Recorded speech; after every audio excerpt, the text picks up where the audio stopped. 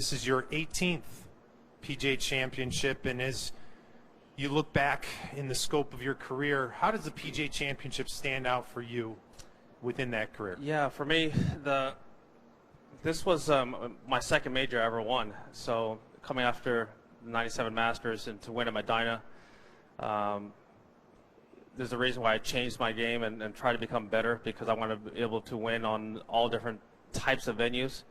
Especially in major championships, because Augusta is the only one to stay at the same golf course each and every year. The other three rotate, so I need to have my game a little more diverse and versatile. And hence, I changed, and it worked out pretty good. Be able to make that putt at 17 at Medina, and then go on to beat Sergio.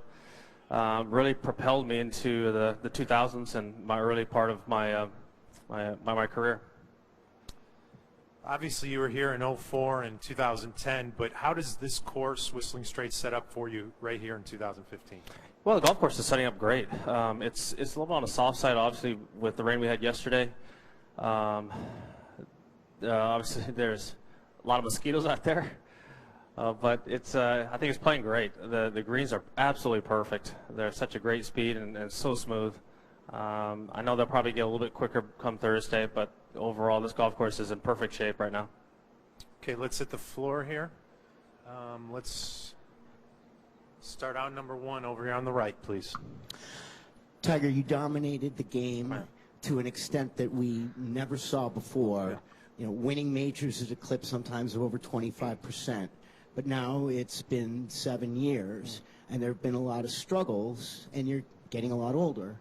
Is it fair to say that you may have at least lost a step or possibly a half a step? No, I don't think I can still walk the same pace on a golf course. No, no, but seriously, I can't hit the ball as far as I used to. Relatively speaking, put it that way, I'm longer now in yardage than I was early in my career. But as far as compared to other players, no, I'm not. But my understanding of how to play the game has gotten much better.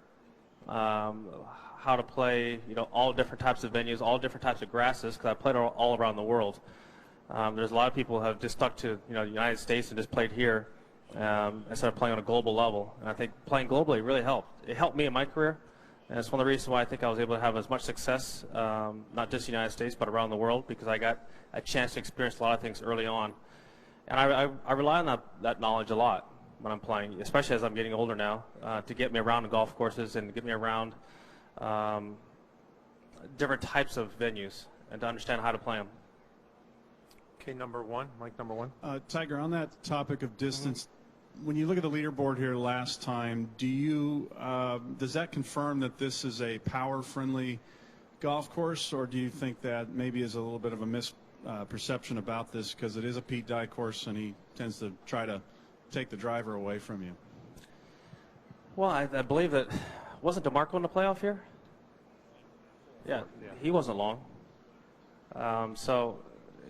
If Pete's a kind of guy where the long holes are going to play long. Okay, that's just the way it is. But the short holes are going to play really, really tricky, and you have to understand how to play them. And I think that if you're driving the golf ball well on any Pete Dye golf course, you're going to have short irons in, and you're going to have a lot of looks, because you're able to feed the golf ball into these little kind of areas that he has. But if you're missing those areas, then you're in for it. You look at this golf course, there's plenty of room off the tee. There's plenty of room on the greens. It's just that you have to hit both of them. If you don't, then you're going to have something that's pretty ugly. Pete rewards good shots, but he really penalizes bad ones. Okay, how about microphone number two over here?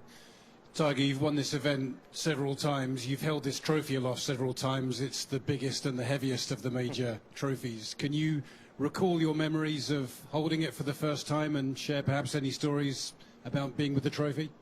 Well, first off, back when I first won it, we didn't get it.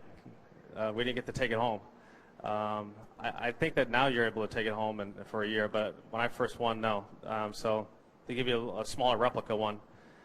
That one was used quite a bit by my friends.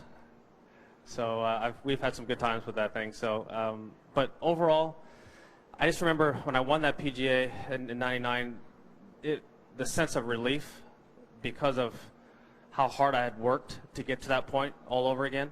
I went through all of '97, '98, most of '99, and to cap off that year, I won 8 times that year, and to cap it off with a major championship was huge.